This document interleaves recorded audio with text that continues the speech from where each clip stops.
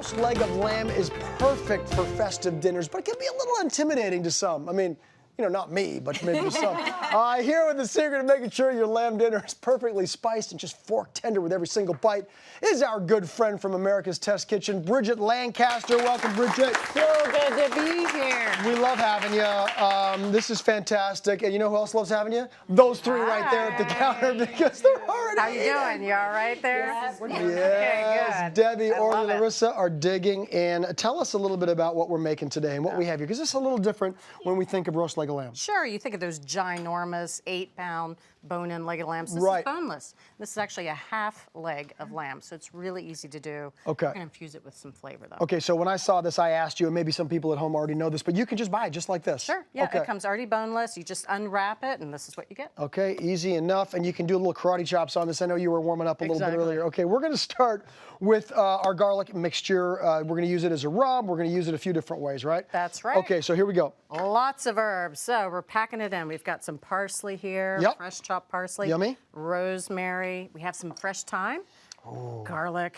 I know. It Look at smells all like a this. garden in there, It's doesn't incredible. It sure does. it? And some olive oil. And olive oil. And do you just kind of feel that out, or you just is there a way yeah, to about a teaspoon. about a teaspoon? Okay, very good. So I'm going to let you chop that And up then for just me. chop, right?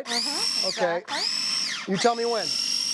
That looks perfect. Okay. All right. Man, that so, was fast. All right. Very good. Now we're going to take this is another about. We're Okay. going to take a little of that mixture and set it aside because I'm going to use that in just a moment. Okay. About a tablespoon and a half. The rest is going into some breadcrumbs. We put these in the food processor as well. Okay. Just fresh breadcrumbs, one slice of bread. Oh, doesn't that smell good? It smells amazing. It's going to be packed with flavor. You're really loading it up kind of from the inside and the outside as well, right? Exactly. And we can't forget a little bit of cheese. This is Parmesan. So the Parmesan and the breadcrumbs and these herbs are going to make a crust that is unbelievable. You know what I love about Parmesan? A lot of things, but one of the things is that for people that don't do well with cheese in general, for dairy reasons, sometimes you can get away with Parmesan. For whatever reason, it's a little bit easier for those that are a little sensitive to some cheeses. So Interesting. there we go. And it Just a little bit of tastes tidbit so right there. Yep. And it tastes so great. That's the main benefit is the taste, for sure. This tastes even better than it smells. Oh, good, because it smells incredibly It good. smells phenomenal in here. Can't wait. Here we go. You're gonna love it, Cameron. Okay, now what's going on? A little salt and All pepper. right, a little salt and pepper. Can I I'm do the gonna salt? Please do. Okay. And I'm going to add. Do I a do it little up from here? You do it nice and high? I love it. Even More? higher. Even higher? Yeah. Go. Yes. And now we're going to put a little bit more olive oil on there. I like Good. your style there. I like your Well, style. you know, I'm very seasoned here in the kitchen. Pardon the pun. And this is where this Okay. garlic and herb paste comes in. It's a little bit, goes a long way. Okay. So we just want to get it as evenly as possible. As evenly as possible. And we're actually going to roll this up and then tie it. Is that the idea? That's exactly And you're about to do it right I'm now? about to do that right now. Okay, good. So you just tie it up, just like the way it came. Ba-boom. Okay, very good. And I'm going to help you out a little bit here. Great. So we are going to space these little pieces of twine. I'll just get them kind of in place, and then you Thank can do the fancy work. So you want to It's so crazy.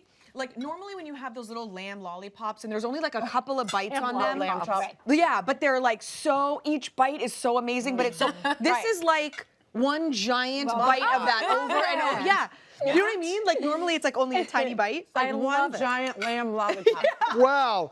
Of all the things I didn't expect to hear about this, that is surprising and fantastic all at the same time. All right. So Now, we don't put it in the oven just yet. no, it's going to go onto a skillet Okay. on the stovetop, about 10 minutes just to get it really nice and brown, and then into the oven. And then into the oven. I'm going Okay. to do the old switcheroo. Okay, very good. I'll give you some room over here. How about that? Yeah, that's You great. got it. Oh, Wow. So you think that looks good, right? Yeah. You're going, okay, that's done. So we're done, no? Right? No. Nope. Let me grab these scissors.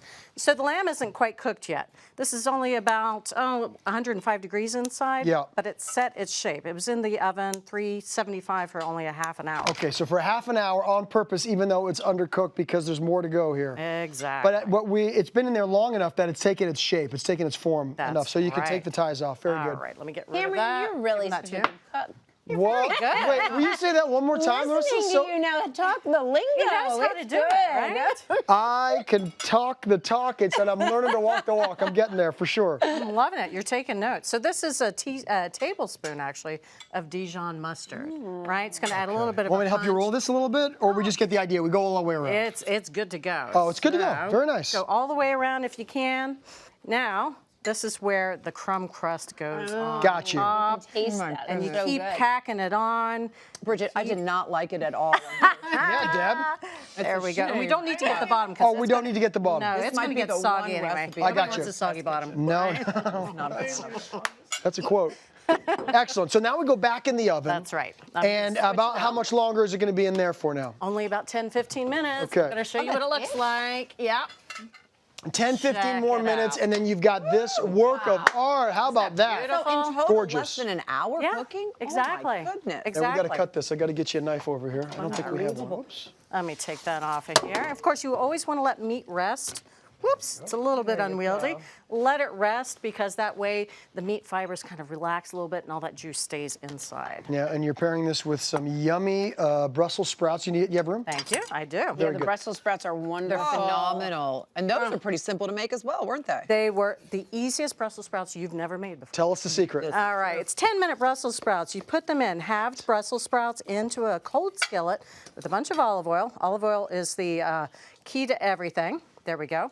And then you let them go over medium-high heat for about 5 minutes until the Brussels sprouts start to brown on the bottom. They steam on the top.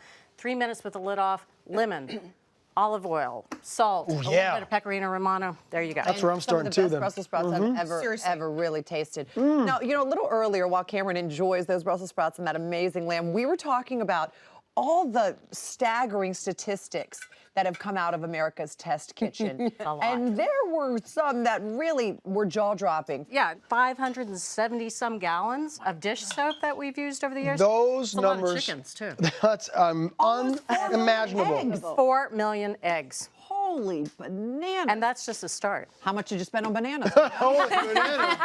It should have grown a tree, that's for sure. What do you think, Cameron? Absolutely and completely delicious, like you said. It tastes even better than it smells. Well done. Well Well done. done, Bridge. Thank you. Of course, you can find this recipe on HallmarkChannel.com and in America's Test Kitchen's 20th anniversary TV show cookbook, which is available now wherever books are sold.